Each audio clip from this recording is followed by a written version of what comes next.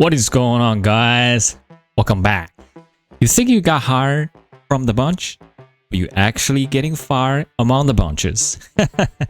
Welcome back to Hire a Bunch of Fire Bunches. My name is Rob, and I'm getting back to help you with your personal questions and related with job application, job interview, and job offers. So I am getting this episode a little bit special. It might sound like one of the interview, 100 interview question challenges, but this one is actually I would say like the best of the best, something like that. So I'm paying some attention and actually noticing there are more and more people asking this question, and just want to give you guys a tips and suggestion on how to answer. The question itself is very simple. It's just, okay, use 3 words to describe yourself, or can you describe yourself in 3 words, or can you introduce yourself in XYZ? How many words, right? To be honest with you, it's not a very easy question, because if you answer this question literally, you just throwing a couple different vocabularies from English or from the language you were being interviewing for, right? And I'm going to show you why this question has been asked for many times and what the employer is looking for, so that we'll have some basis about how do we prepare for our answers smartly and strategically.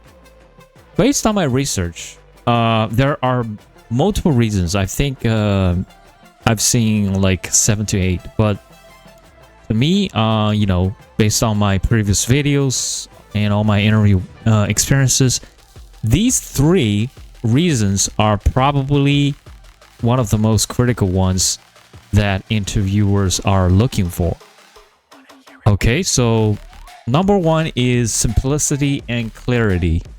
So basically, by limiting the answer to just 3 words by the employers, they are looking for, okay, how this candidate of mine to distill their self-perception or competencies down to like limited space, or limited what they believe that is limited to be the most essential characteristics.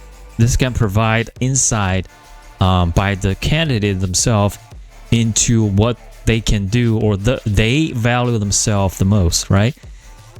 And the second one is self-awareness.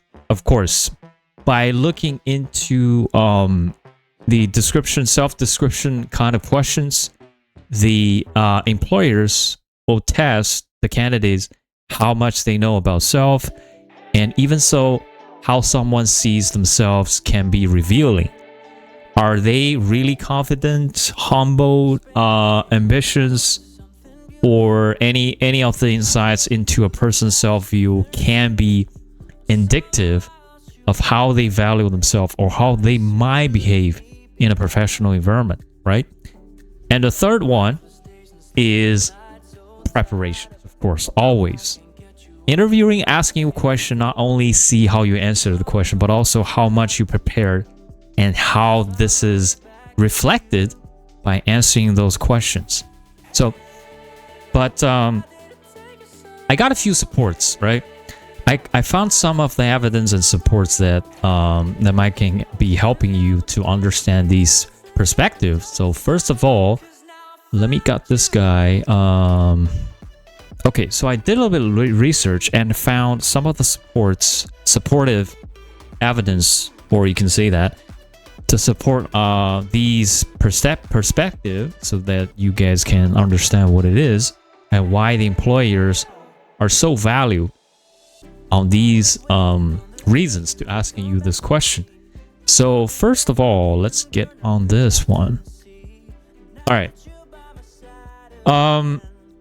For simplicity and clarity, cognitive psychology suggests that constraints can lead to clearer thinking and a more focused answer.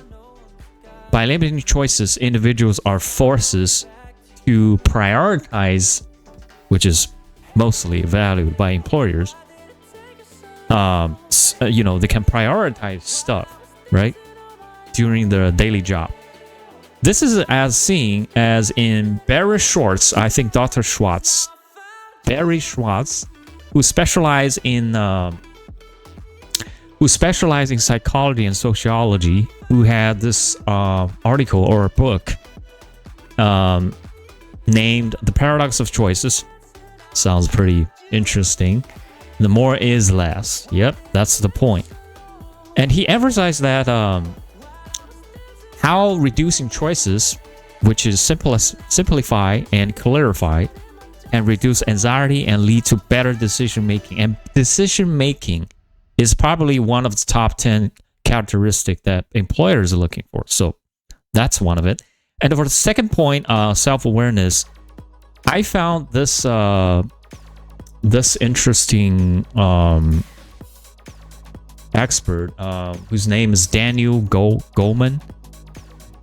He's emphasizing emotional intelligence. So self-awareness, basically, according to him, his work on emotional intelligence, why it can matter more than IQ, this work, saying that self-awareness, there you go, self-awareness is a fundamental component effective leadership and interpersonal relationship for, based on self-awareness. And is also very important point of emotional intelligence, so that employers value candidates who possess this characteristic in a certain degree, as it often translates into better teamwork and leadership. Wow, man, that's something, right? And the third point, preparation, spontaneity, of course. Like I always said, when you dealing with any interview before the interview days, you always will prepare, and research. So some of the evidence is this. Several interview preparation guides, such as those from the Harvard University or the Harvard Business Review, advocates for candidates to be prepared for common questions, but also suggests that interviewers look spontaneity and authenticity, which often translates into genuine passion and interest. Okay, wow. Harvard Business Review, right? That's something. So, in another word, when we try to prepare this question, we are using these three bases. I can show you some of the formal way, quote unquote.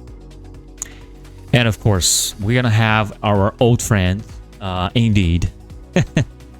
I'll show you something that I found over there. So, based on this article, interview questions describe yourself in 3 words by Indeed editorial team. Actually, this year. So, some of the formal quote-unquote preparation tips they have is, first of all, consider your qualities, and second of all, research the hiring company, and third, provide genuine response. I'm gonna leave the screen here. But look, for myself, according to my extensive experience in interview preparations, basically, my way is very simple. This question is a basically introduction type of question, right? Self-introduction type of question. So what you can do, you can start this question as you always do, just like you answering other, hey, can you introduce yourself in 60 seconds or 30 seconds, this pick, right? And for detail about that, you guys can always check my previous episode for how to introduce yourself, this one. And at the meantime, as Indeed also mentions, research. So make sure you've done enough research, knowing the priorities and also the current status of anything you can in regards of the hiring manager, hiring team, and also the hiring company. using those knowledge to combine with your preparation for this question as a self-intro question. And of course, I have videos about how to research company over there, so make sure you guys check those. And this tip is, I think, is my personal preference. When they ask you to use couple words to describe yourself, it's basically a stepstone to continue for the next actions or next question. Something like, oh, what's your greatest strength?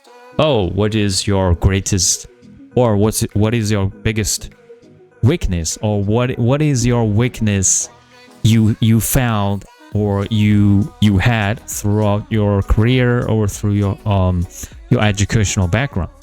So I would use those points, pick up one of your strengths or your weaknesses, to use those as answer to the question. Hey, look, I think I see myself as strength 1, strength 2, and then weakness 1.